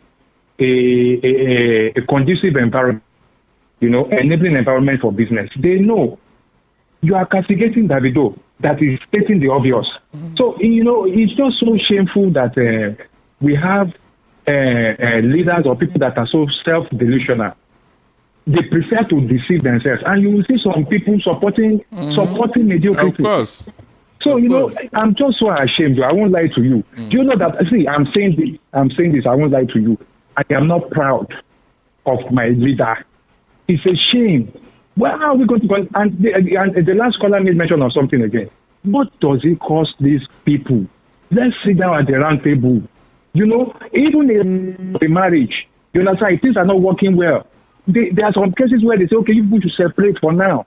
There must be they say Nigerian unity is not negotiable. It should be negotiable. It should be negotiable. What is and do you know the reason why they don't want to let go?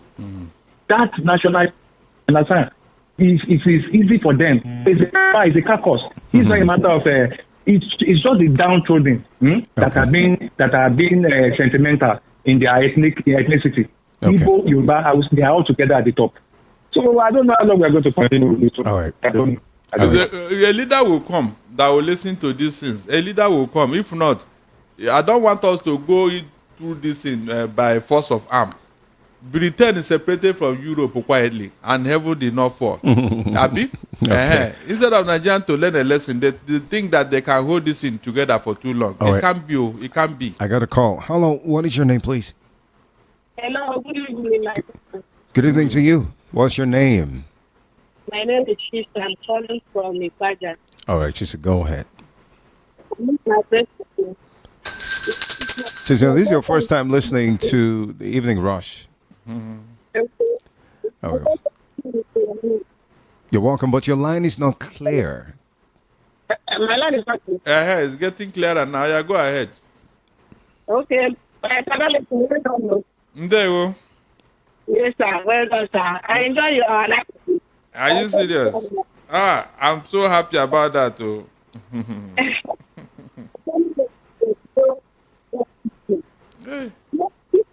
Okay. Your line, line is for the very first bad, time. and this is the first time you're calling. You change your position now. Yeah. I've changed. Oh yeah. So, this is the right to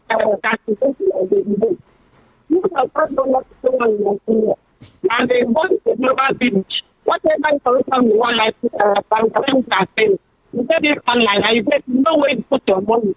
So why are they castigating the boys? The boys are not lie. Muslims are told us to sit and lie. You cannot hold so from a leader. And what he said is what we have been talking about here. So there is no big deal, though. Abi? So let us go. Everybody go. Okay. And let us go and take care of ourselves. Okay. One day that cannot be working for one day that will be done. All right. We cannot even go to farm. We are dying of hunger. All right. We are not talking of that. Still is going up and down. We're doing nothing. Saving our money. It's so okay. We're not happy. It's okay. Thank you. Take it easy and thank you for calling. Rahim, please, how long do you think Nigeria are going to endure and tolerate a particular ethnic group that will have surrounded Nigeria, going to our farm, raping women, killing farmers? How long do you think Nigerians will tolerate this? That's my question. No, tell me. You saw what happened in Enugu the other day. Who did it? Fulani herdsmen. Since you were born, have you heard that one Igbo man went to the north to go and claim land and kill one Hausa man or Fulani man in his land? Okay, I think I got another caller. Hello. Hello. What is your name, please? Good evening. Good evening to you. Go ahead. What's your name? My name is Prince Majek from Oluma Jakodumi from mainland. Okay. Yeah. Were you the one that anchored the program of yesterday? Were you among? No, that is Jude. I have something to say. I would have called yesterday. I'm battling with severe kidney disease and liver. Sorry. But I will try and say something. It's concerning Mr. Darlington. He knows me very well. The other guy that called, that talked about what Mr. Darlington said, that he is informing people. He's the guy, he knows Mr. Darlington. I listened to him. He said all the governors, even including President Tinu, Sanwo-Olu, that is stabbing him at the back. No, it's a wrong information. I wonder. has his own right. Tinubu, someone who is a Christian, he's not afraid of Tinubu. Whatever he sees that is wrong, he will say it. So he's not trying to stop. Tinubu. Then secondly, that's why I told you that he was misinforming the people. Yes. Secondly, about Tinubu's son. In the Constitution of Nigeria, anyone that has qualified has the right to contest. If at all he's going to win the primary, as a member of APC, I will vote him. The fact that he's going to deliver, I'm not looking at his father. They are two different entities. The fact that he has the quality, fine. So there is no constitution say he cannot contest. Mr. Maje Okay, thank you so much. Thank you for calling. The time is up. All right. A snake will always beget a snake. You will vote him, Abi. Did the father deliver in Lagos? Okay, no problem. So many people say so. No But, okay, problem, so no problem. let's move into the text messages. I've got too many text messages here, and we need to start taking these text messages right now. I've got too many. Before I take, let me take a couple of text messages. This is actually Ken. Wow, this is much. You wrote a book.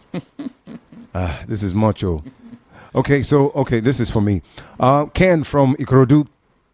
Good evening, Rahim and Barrister Darlington. Are you sure that the Port Harcourt Refinery is actually producers of the petroleum product? Is asking question. Or they have imported some petroleum product from abroad just to cover up their inabilities in the past? Ken from Ikorodu. Okay, thank you for your... someone is asking, good evening, Barrister Darlington.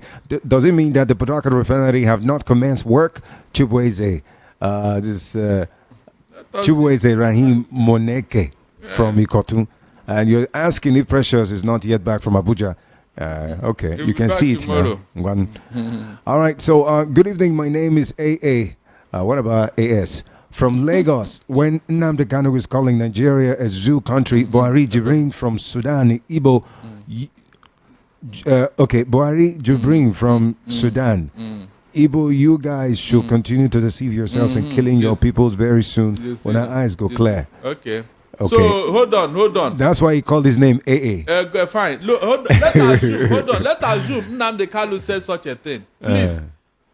After Nnamdi Kanu, people have said worst things in this country, including somebody who said that the Tinubu's wife should be killed because she's an infidel.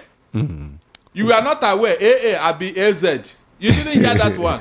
Why didn't you challenge them? Okay. All right. I have another one here. It says, good evening, Barrister Dr. Prophet Darlington, my man of the year. And Ryan, there is a saying, when the purpose of a thing is not known, abuse is inevitable, misuse is inevitable. And I want to ask, how many times have you seen the Rwanda, Senegal, South Africa, or other African president flying up and down to war investors like your president does, that he want to bring investors to invest in your country? You have not put your house in order to, no security, no light, no infrastructure. You have economic disaster that have turned the people to beggars and amajari in the midst of plenty due to their obnoxious policies. Education is the dead thing in the States, and you expect investors to come and invest in this nightmare situation. The money that's supposed to be used for the development is used for wasteful and unnecessary traveling. You can see this government waste by waste of waste and waste. And your text is long. This is a book. And and so the question is, how will Nigerians survive this balabalu government? It's a shame that the worst of us is ruling the best, and truly they were only a country. And this is Dio. You know the person well. I know his signature tune though. You know him. All right, I'm gonna take your call now. 0700 903 903 903. You have just 1 minute, and some of you trying to call on our WhatsApp portal. You can please do that. I think the WhatsApp portal is having issues. I'm so sorry. So you can maybe message will be better. Okay, because I see people calling from WhatsApp portal, but I'm not receiving it. Okay, so let's pick a call up in here. Hello, what is your name? Yeah, good evening, Rahim. I'm Barrister Darlington. All right, real quick, please, your name and go straight to the point. You have 1 minute. Yeah, my name is Oebuchi. I'm calling from Ayobo. Go ahead, please. So I call in respect of I need help. I'm an elderly man of 57 and with the health. How many years? You say 57. You say you're 67. 6 or 5? Six. Okay, 67. For 4 years now, I've been down with health challenge. Okay, you know what? Coupled with hunger. Okay, hold on. See what you do. See what you do for me. Listen. This is a show. Of course, this show is not my show. This is Precious's show, and Precious most times help people. But my time is gone. So what you're going to do, if there will be a help, just send a message, okay? Send a message. We'll take down your name and put them any time. Hold on, please. I don't have the kind of phone to send message. I use a small phone. You have to tell somebody to do it because I don't want this show. How can they not help you now? If they want to help you, is it not through phone now? Since you are not live on studio. Okay. Let's move on. So what you do, in case you need help, please send a message to our WhatsApp portal. It's 081-7175-6338. Me, I need help too. I'm sorry about that, but I need to say that. Okay, so the message here says, good evening, the People's Barrister and Rahim. Thank you for the good job that you were doing to get us informed and educated. Please invite our friend, Mr. Peter Osifo, again to the studio for another challenge. The last he came, he couldn't talk, but off radio. And in other station, he likes to run his mouth, claiming to know more than analysis. I don't want you to talk about anybody here, okay? This is coming from Kenneth from Bangladesh. Bangladesh Ejigbo. alone. All right. Hello. What is your name, please? Hello. Good evening. Good evening, Rahim. Thank you. Rahim. Yes, thank you. Rahim. Joe from Bariga. I've not. Okay, that's your name, right? Yes, Joe from Bariga. Joe. Yes. Okay, go ahead. You know, I always comment on this well. I don't know how we will do. We have talk and talk and talk. You know, I talk about this on your station almost every day. I know. So I don't know what we are going to do about this. Are we going to meet Mr. President? With that, this thing God gave us, this gold, black gold God gave us, that is wants to kill Nigeria. With this black gold, God said, we give you this thing, enjoy it. Do you think it's a punishment? Do you think it's a punishment that God did by giving us the black gold? This man is spiritual. So God should take it back. Seriously. Okay, God should take. I've been saying it all over. So this man is spiritual. He knows what he's doing with Dangote. So God. What is he doing with Dangote with our fuel? What is he doing with Dangote? It's selling fuel to 1,000 to Nigerians. What do you mean by selling fuel 1,000 to Nigerians or 1,000 plus to Nigerians? You want to kill Nigeria, continue to kill Nigerians. God did. One day God did. If God take away our black gold and give us cocoa back again for us to be doing, you think we'll do better? Everything.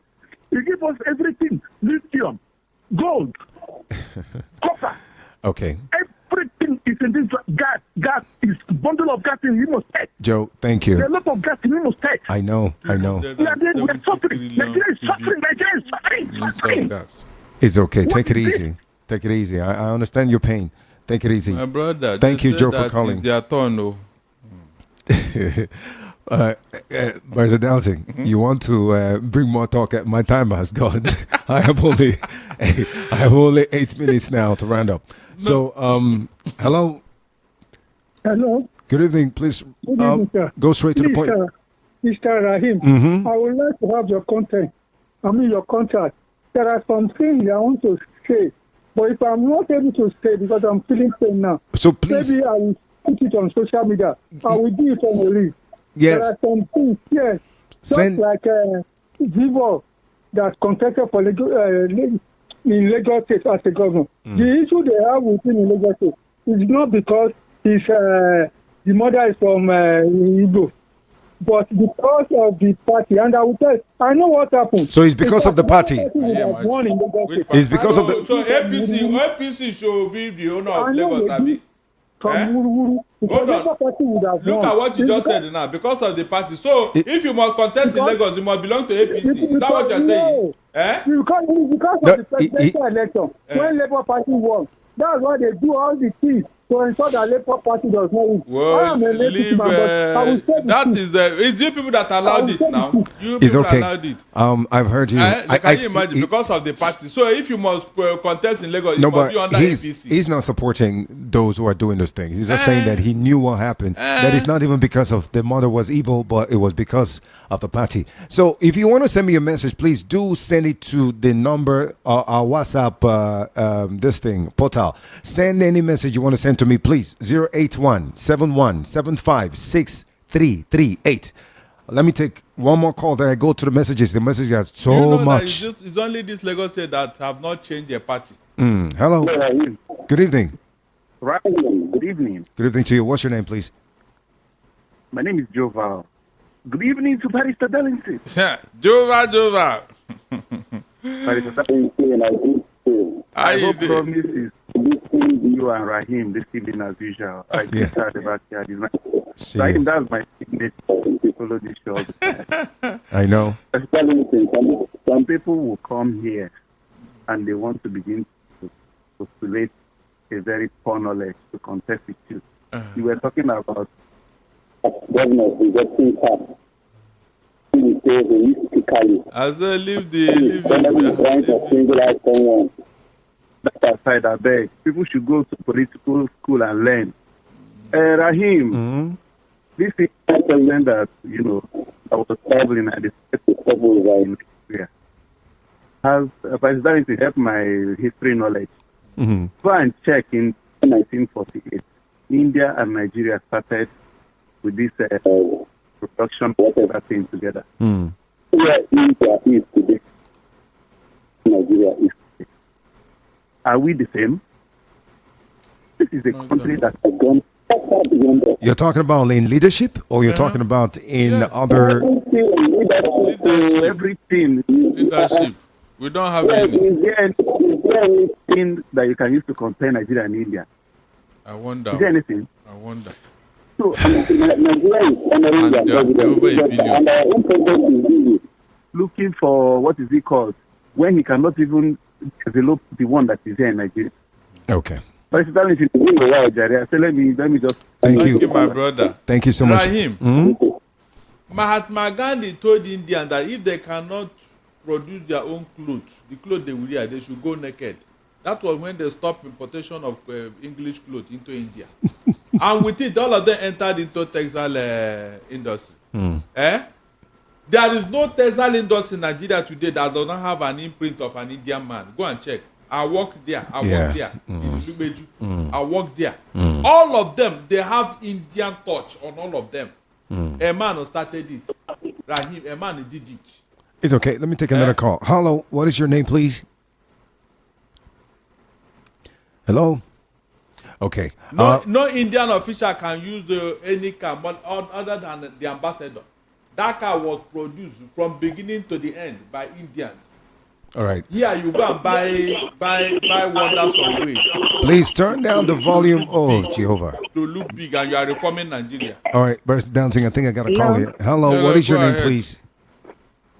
This is Adane Christian. I'm calling from Kubu State, Agbado, Oja Plus. Okay. Please, could you go ahead for 1 minute? Just say, go ahead. Adane, well done. Adane, you're welcome. Okay, ma. Okay, sir. Brother Darrington, well done. I belong, I'm feeling BP. When I hear Brother Darrington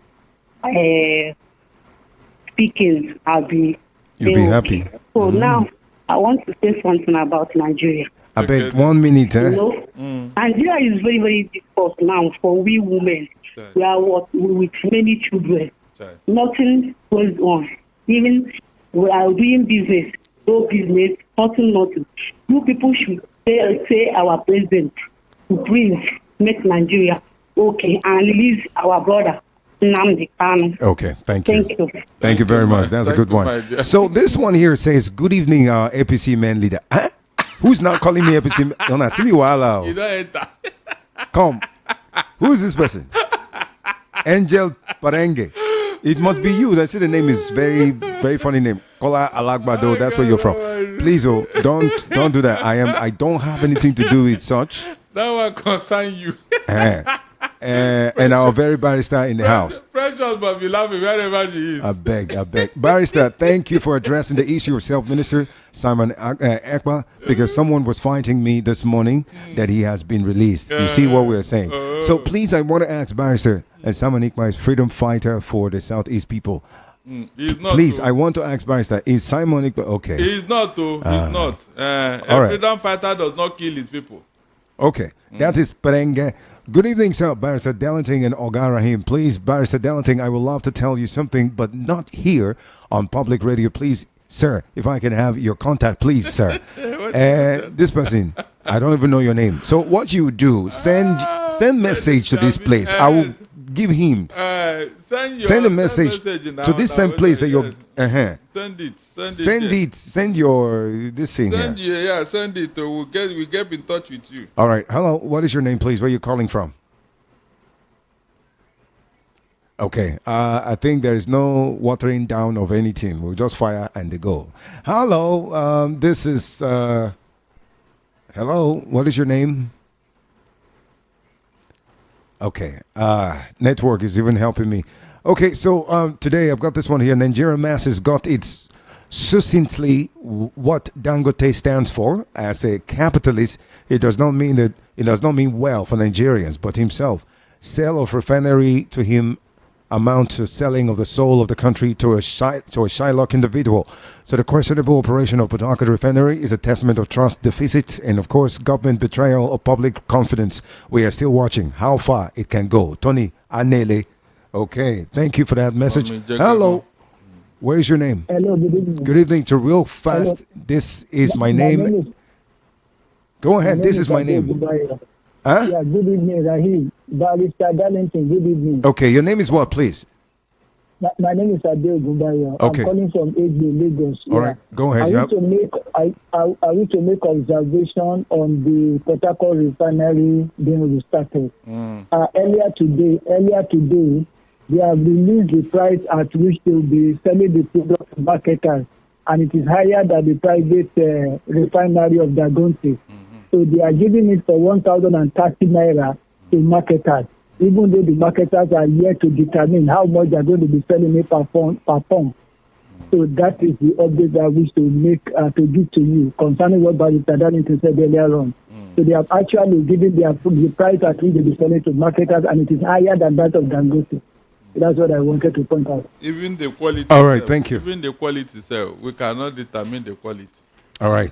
So my time is fast gone, but I'm just going to read, sorry, or no more calls. I'm so sorry about that. So let me just try and see if I can take one or two text messages. I was ashamed and disappointed when I heard Samuel Ekpa saying that he is a content creator. And Onyekachi Nwachukwu from Ajawa State. That one is for his supporters. So, his supporters like that. He had denied what he represents in Finland. He's not a content creator. Okay, this one here says, good evening, Mr. Rahim, the dream. This one know me well. Who is this person that's calling me? This person know me well. Mr. Darlington, there's some people that know me. I've been hiding myself all this while. You know fit now, you there for radio. This one know me well. You there for radio. Good evening. This is my name of in the past. Okay, good evening, Mr. Rahim the Dream. Glad, but I don't answer the dream anymore, please. So, Rahim the Dream, glad hearing from you. I do enjoy your program way back in rhythm. And from Port Harcourt, this government are not sincere to the masses, and I think we are in a dictatorship government, and I feel sad that there is no freedom of speech in the country. I feel sad. Samuel was from Ikeja. Okay, Samuel. I got you. That's my younger brother's name. Anyway, Samuel, thank you so much. And this is for my... Okay. And someone here is greeting. Good evening, Barrister Darlington. Well done, sir. This is my girlfriend. Her name is Ify. I'm just joking. Okay. I know that a lot of people will crucify me. Is a lady? Is a lady. He's just greeting you. You know, she's laughing. Ify... Okay. I think we gotta go. It's 2 minutes gone past the hour of 9 o'clock. I want to say thank you so much for everybody who called in. And please, real quickly, Barrister Darlington. Yes. According to woman leader, he said how did she used to say it again? Your parting shots. Your parting shot. No, me, I call it your gun shots. Your gun shots. Go ahead. Now, please, Nigerians, we have been making mistakes in selecting leaders. As 2027 approaching, both in Lagos or anywhere, or even at the federal level, please don't make another mistake. You see, you have been surviving this other. There are some mistakes you will make. It will plunge Nigeria into a state of no return. Don't make another mistake, because it is leaders that make or mar a country. It is leaders that make or mar a country. All these other countries that you people are going to enjoy every time, somebody built it. It's a leader. Please choose leader. We have men in Nigeria. Choose them. Don't look at where they come from. Choose leaders. We have told you here. If you don't know what to do, call on us, because they say wise men come from the east. Call us. We'll give you leaders in Nigeria to save us. I'm not joking, no. Good night. All right, thank you. Barrister Dallison, thank you so much. You're quite vocal, and I love you for that. And thank you so much for the opportunity that was given to me today for me to stress myself a little bit to do this. Shout out to everybody who called in. And to the woman leader will be here tomorrow, I believe. Thank you for everyone who called in, and thank you. Next time, it will be something awesome. For those who try to call in, you couldn't reach out. Tomorrow, please be here early and get all the information and start calling at the right time. I will see you on the next, and of course, the woman leader, the proper owner of this show, will come back to take her show. Thank you so much, and God bless you guys.